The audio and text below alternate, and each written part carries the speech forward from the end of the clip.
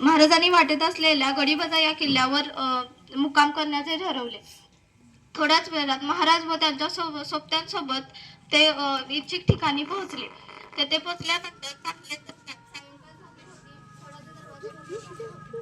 आता काय करायचं हा प्रश्न सर्वांच्या चेहऱ्यावर उमटला होता. पण महाराज सोबत असल्याने ते काही ना काही मार्ग काढतील असा सर्वांचा विश्वास होता.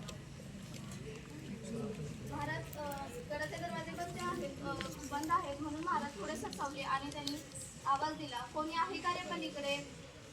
तुम्ही कोण आहेसा असा दरवाजाच्या पहारेकऱ्यांनी आवाज दिला. करडवण्याचा आवाज ऐकून महाराजांना हसू आलं.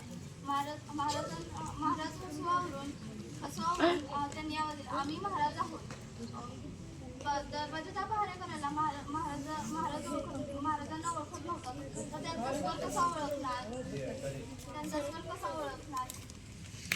महाराजांनी परत हाक मारली, अरे उघड की दरवाजा. त्याने परत उत्तर दिले, तुम्ही कोणी पण पुन्हा दरवाजा उघडायला जमायचं नाही का?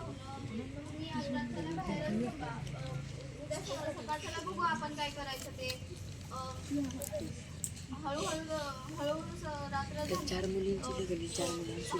पहाट झाली, नंतर सकाळ होत आली. सकाळी गडाचे दरवाजे हळू उघडू लागले.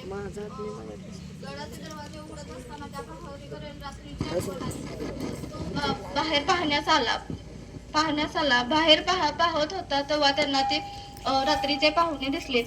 त्यांना त्यांनी आत घेतले, त्यांची खातिरदारी केली व चौकशी करताना त्यांना हे कळाले की ते खरोखर आपण ज्यांना अडवलं ते खरोखरच शिवाजी महाराज होते.